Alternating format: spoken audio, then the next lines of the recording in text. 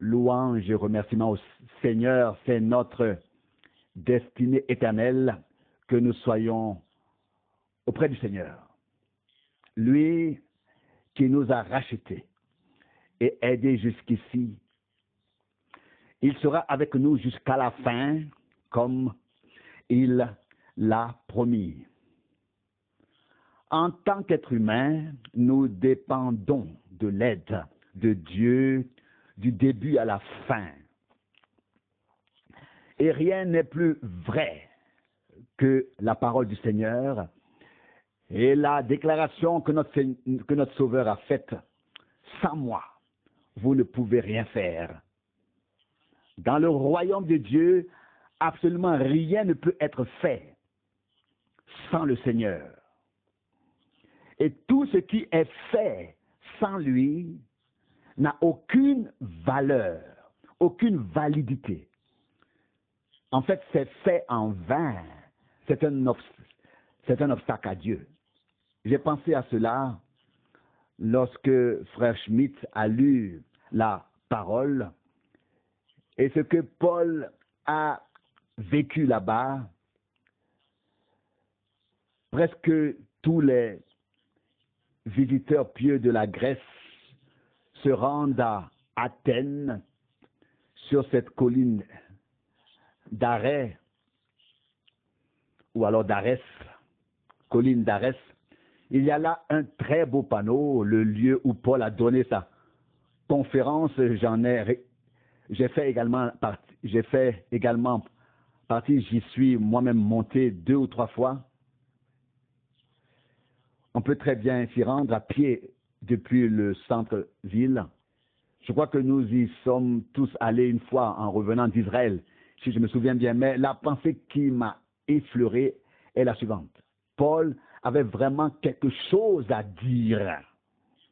Il savait de quoi il parlait, car il parlait de celui qui lui avait parlé. Et c'est là le mystère de la prédication de la parole de Dieu. On ne peut absolument rien faire dans le royaume de Dieu par oui-dire. Le Seigneur doit avoir parlé si l'on veut parler ensuite en son nom. Quand on voit les frères pieux là-haut, comment ils font leur discours et se réfèrent toujours à Paul.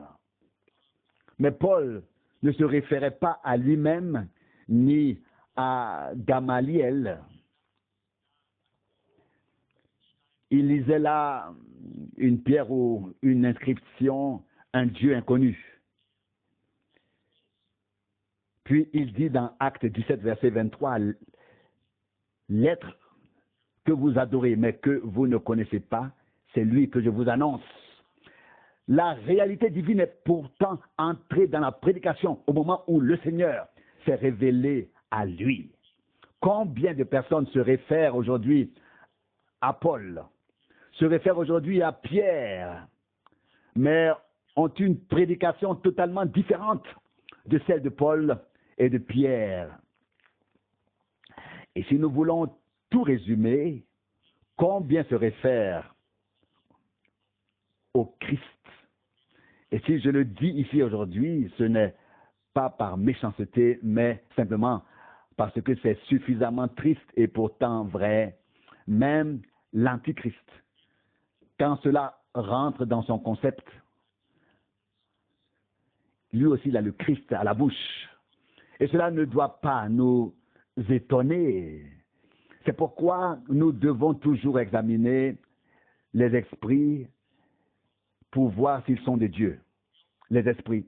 Combien de fois prenons-nous les choses à la légère, les lisons-nous sans y prêter attention, sans avoir une vue d'ensemble et sans approfondir un peu la question. Ici, dans le même chapitre, il est en effet question du verset 10, acte 17 du verset 10. Acte 17 du verset 10. Aussitôt, pendant la nuit, les frères firent partir Paul et Silas pour Bérée, où dès leur arrivée, ils se rendirent à la synagogue des Juifs. Verset 11. Ceux-ci avaient des sentiments plus nobles que les Juifs de Thessalonique. Ils recevaient la parole avec toute la bonne volonté possible et cherchaient jour après jour dans les Saintes Écritures si tout cela était vrai. Ça, c'est la caractéristique des vrais croyants. Mais vous savez, et ce n'est pas non plus par méchanceté que je le dis maintenant, on peut s'attribuer le nom de Béret, et cela existe à Hetzhausen, cela existe là-bas à l'école biblique. Nous y sommes allés en tant que frères. Certains sont assis ici, ils étaient avec nous. Et là aussi, là-bas, nous avons témoigné de ce que Dieu fait dans ce temps. Et le seul nom que l'on se donne, que l'on s'attribue, ne sert à rien. Et c'est justement à cet endroit là-bas, là-bas à l'école dite biblique, un beau jour que nous avons présenté l'œuvre de Dieu et montré la photo de la nuée et de la colonne de feu. Et l'un d'eux, qui était un professeur principal, a jeté cette photo par terre en disant « Cela n'a rien à me dire ». On peut donc porter les noms, y compris Béret, et penser que l'on cherche dans l'Écriture et que l'on cherche dans l'Écriture. Il faut premièrement de l'humilité, deuxièmement du respect pour Dieu, de la crainte devant Dieu, du respect pour sa parole, devant sa parole et pour ce qu'il fait.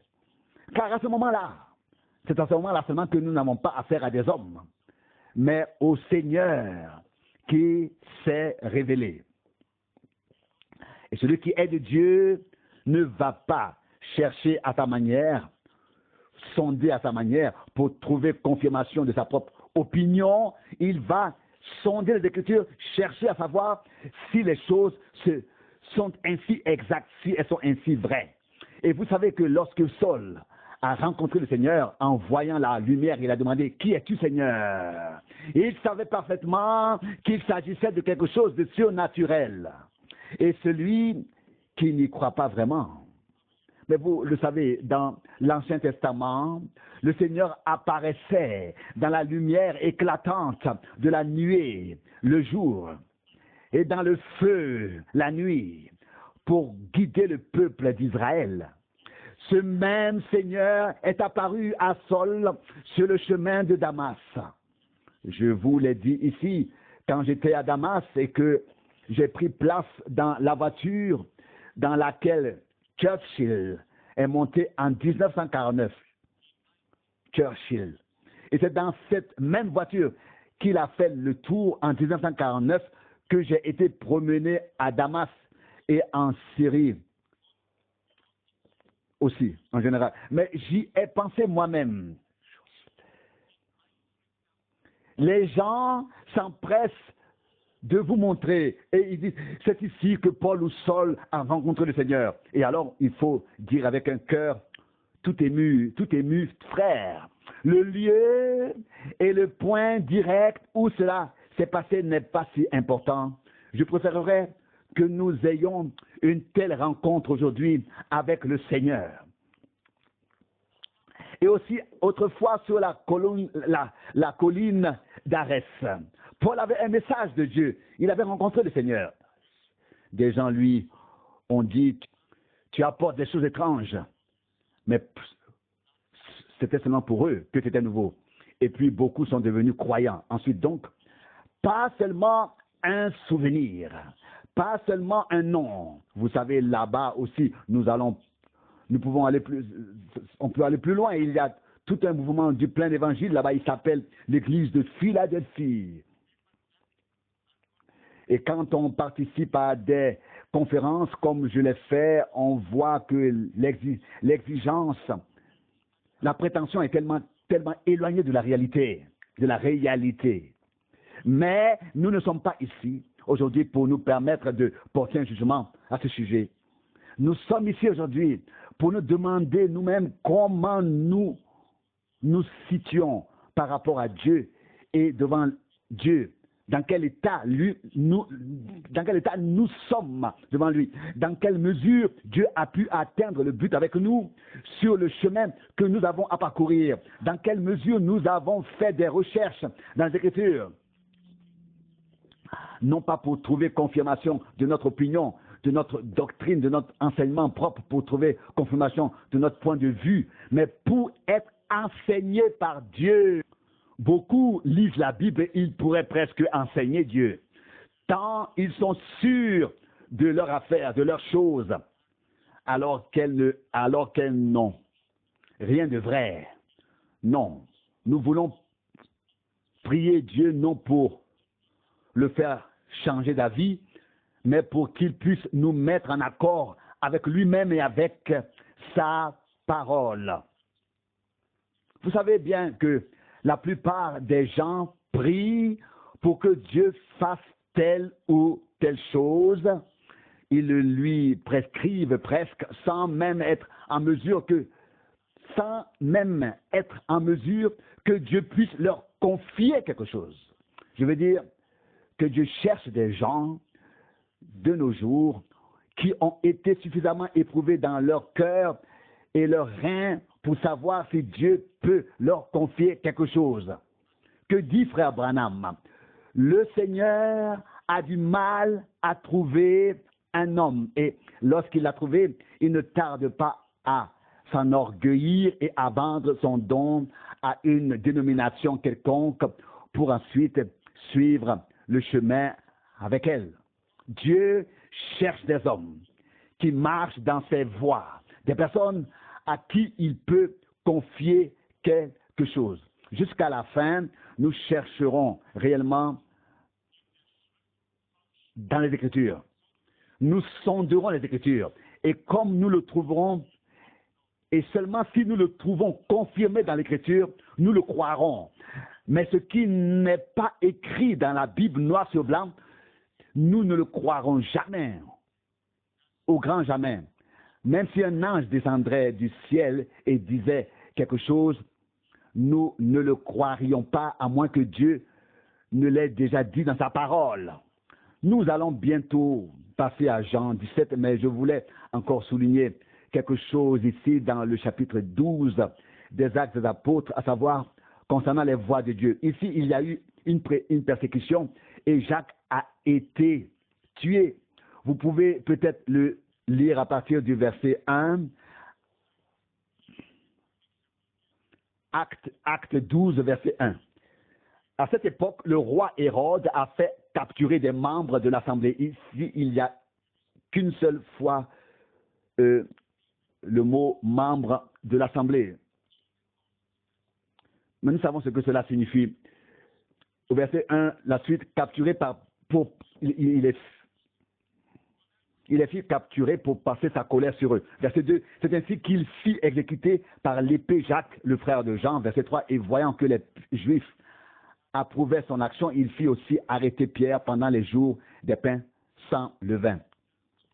Voilà, jusqu'ici. Je sais que vous connaissez l'histoire, mais ce qui me touche ici, c'est la pensée suivante. Le même Dieu qui a regardé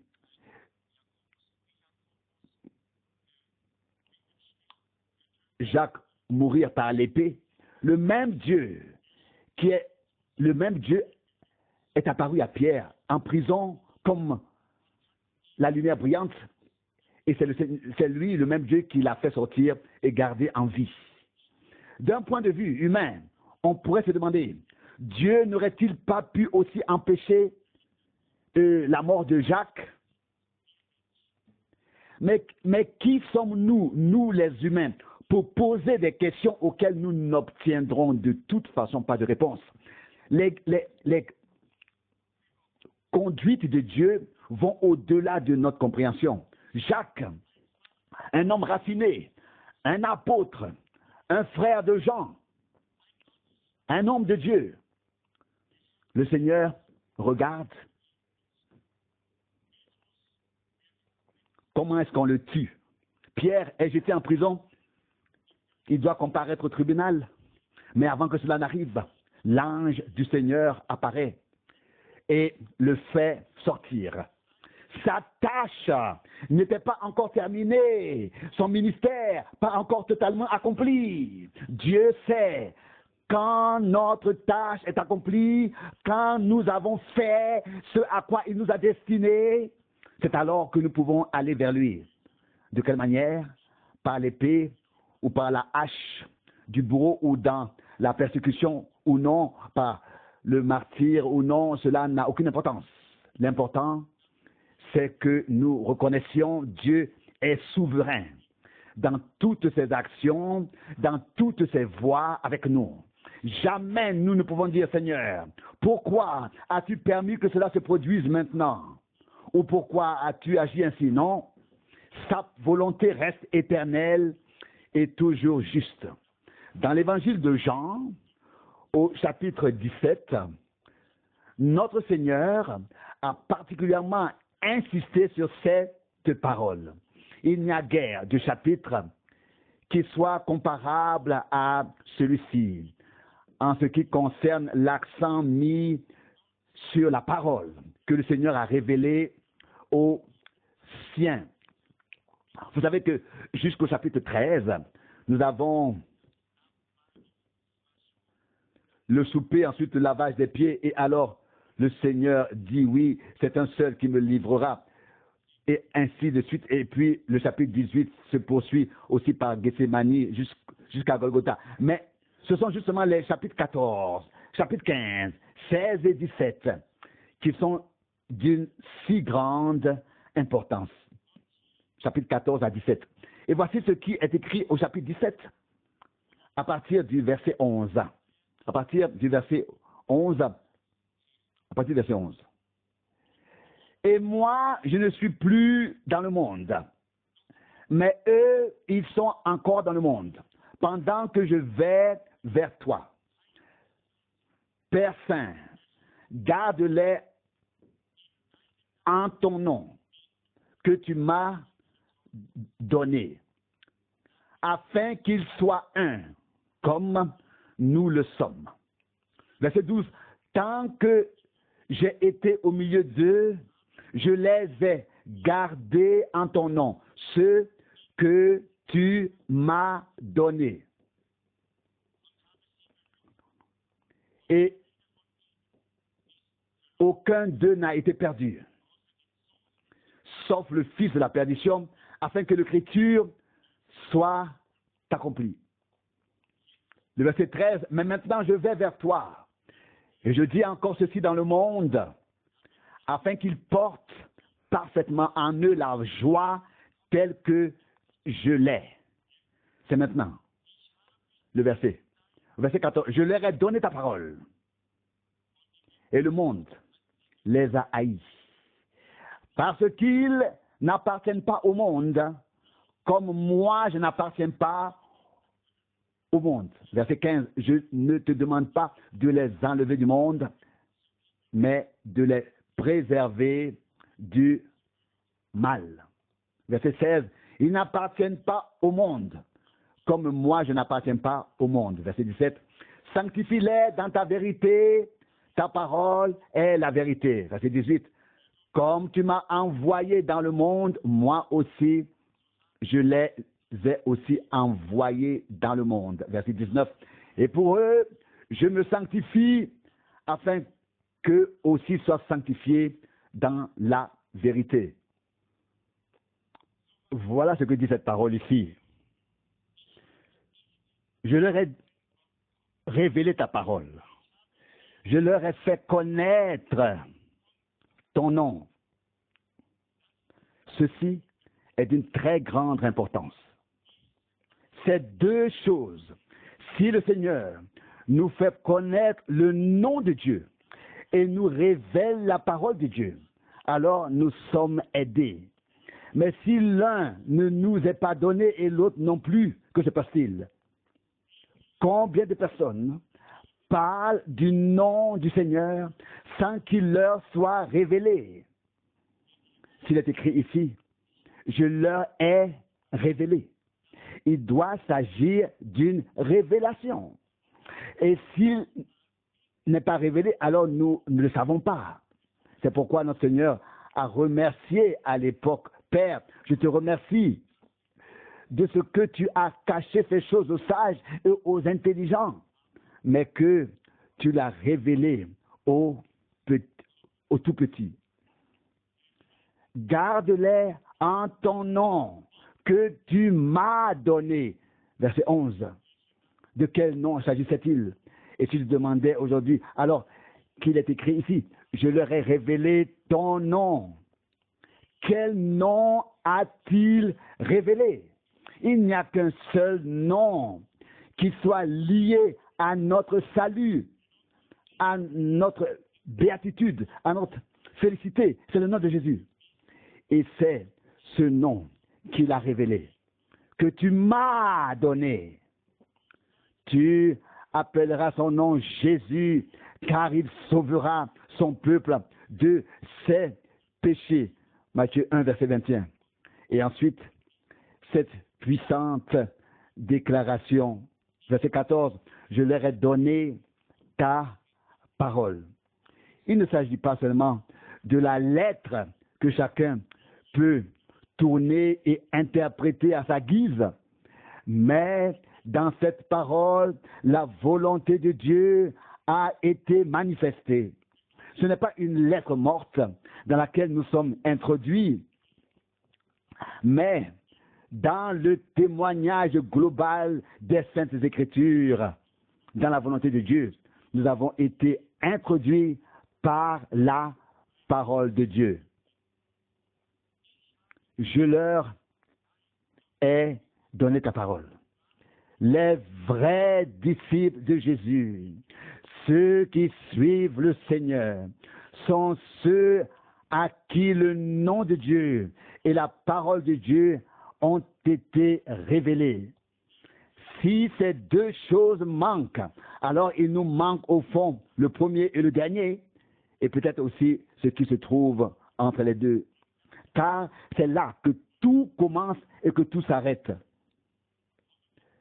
Le dernier verset dit aussi, Jean 17, verset 26, « Et je leur ai fait connaître ton nom, et je continuerai à le faire connaître afin que l'amour dont tu m'as aimé soit en eux et moi en eux. » C'est pourtant là tout le mystère qui nous a été donné de connaître par grâce, parce que l'Esprit de Dieu conduit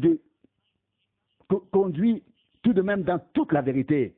Nous ne parlons pas notre propre langue, mais la langue de Dieu. Nous n'avons pas notre connaissance, mais la connaissance de Dieu. Et nous n'avons pas notre parole, mais la parole de Dieu. Et s'il en est ainsi, le Seigneur s'attestera et il sera manifesté que nous pourrons alors être plus nobles que tous les autres et sonder les Écritures et les sonder encore, mais pas avec des lunettes, mais sans lunettes, afin de garder une vue claire. Beaucoup de gens regardent à travers les lunettes d'une assemblée, et puis, comme nous le savons tous, il y a des œillères à droite et à gauche, comme c'est parfois le cas pour les chevaux, lorsqu'on les bride pour ne pas les effrayer. Et les gens regardent avec leur propre manière de voir ce qu'ils voient. Dieu ne peut pas utiliser de telles personnes. Celui qui veut venir à Dieu n'a pas besoin de venir avec beaucoup de connaissances et d'enseignements. Il n'a besoin de rien savoir ni de rien avoir. Dieu a déjà préparé pour nous tout ce dont nous avons besoin et nous pouvons donc venir à lui et le recevoir. Avant que Frère Rousse ne reprenne le flambeau, voici quelques pensées tirées de Job, chapitre 22. Ici, il a été dit à Job, au verset 21, « Fais-toi donc un ami de Dieu et fais la paix avec lui. C'est ainsi que ton sort sera sauvé. » Comment pouvons-nous nous lier d'amitié avec Dieu? Comment pouvons-nous nous approcher de lui? Comment pouvons-nous faire la paix avec lui? Nous devons d'abord avoir reçu la paix avec Dieu par Jésus-Christ, notre Seigneur. La paix avec Dieu est la paix au plus profond de l'âme. Notre Seigneur a dit, je vous donne ma paix. Au verset 21, fais-toi donc ami avec Dieu et garde la paix avec lui. Que Dieu nous accorde cela par grâce. Abraham a été appelé l'ami de Dieu. Jacques 2, verset 23. Dieu s'est lié d'amitié avec lui et il était l'ami de Dieu. Il a suivi le Seigneur. Il a servi avec obéissance. Et Dieu lui a frayé le chemin. Verset 21, c'est ainsi que ton destin se déroulera de manière salutaire. Que Dieu l'accorde par grâce. Le verset 22 dit, reçois donc l'instruction de sa bouche et que ses paroles habitent ton cœur. N'est-ce pas là la somme de toutes les prédications? Accepte les paroles de sa bouche, non pas les paroles qui sortent de la bouche d'un homme, mais les paroles qui sont sorties de la bouche de Dieu.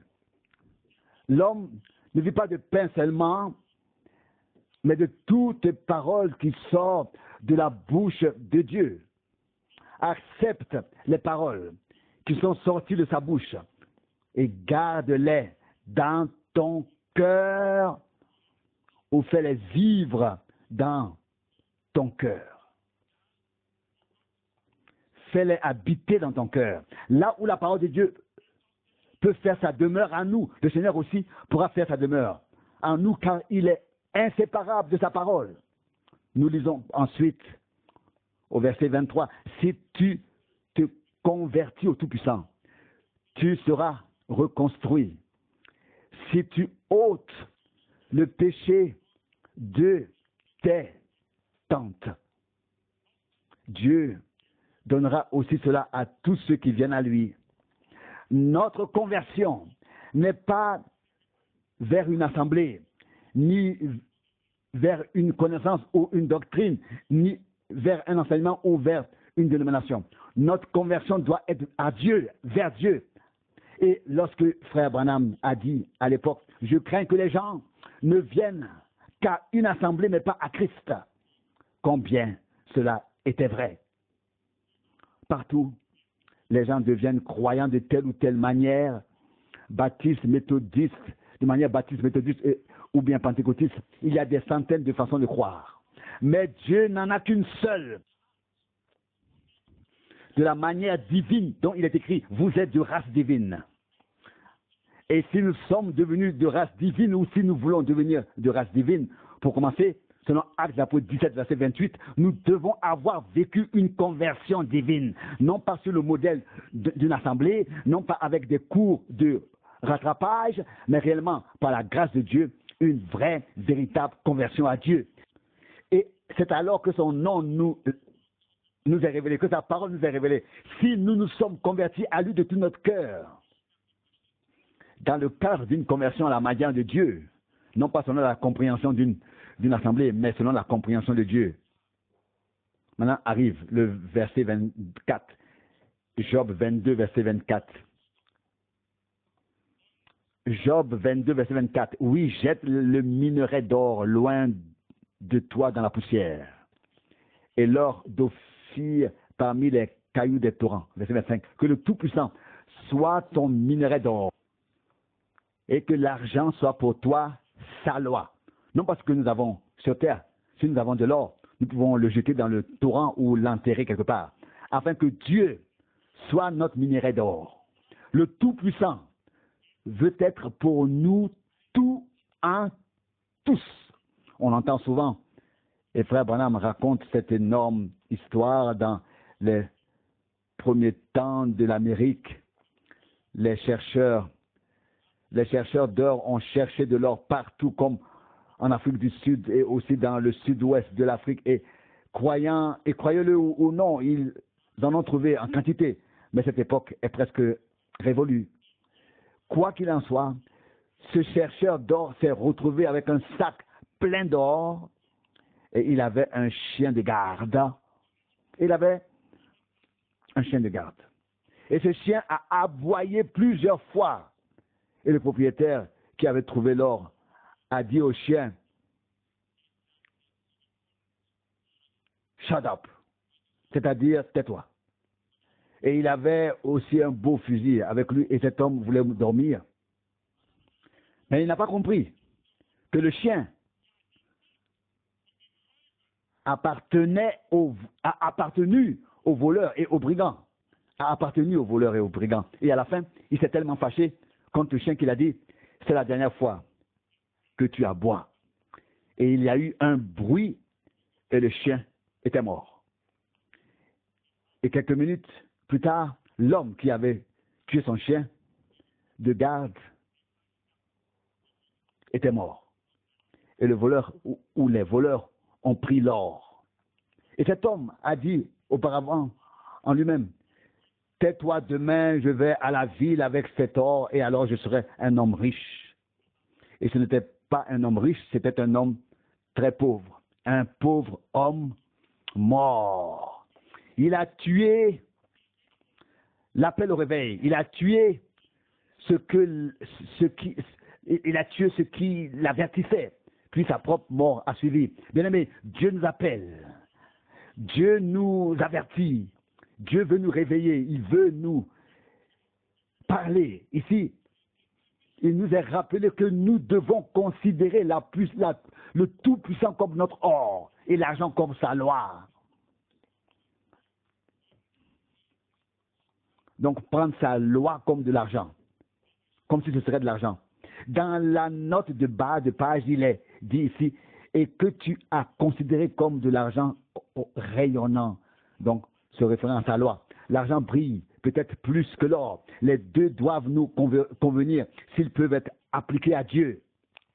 Ensuite, le verset 26 dit, alors tu t'appuieras sur le Tout-Puissant, tu élèveras vers Dieu ta face avec confiance. Que Dieu puisse susciter en nous une telle confiance en lui. En lui. Il est toujours bon de pouvoir compter sur quelqu'un. Quand on est abandonné 2 ou 3 fois par quelqu'un et que les gens ne tiennent pas leur parole, on finit par ne plus savoir à quoi s'en tenir. Et il est alors difficile d'avoir vraiment confiance. Mais nous pouvons faire confiance à Dieu. Nous pouvons être sûrs que le Tout-Puissant tiendra sa parole à chaque fois, quoi qu'il arrive. Quoi qu'il arrive. Verset 26. Oui, alors, tu t'appuieras avec confiance sur le Tout-Puissant et tu élèveras ton visage vers Dieu avec confiance.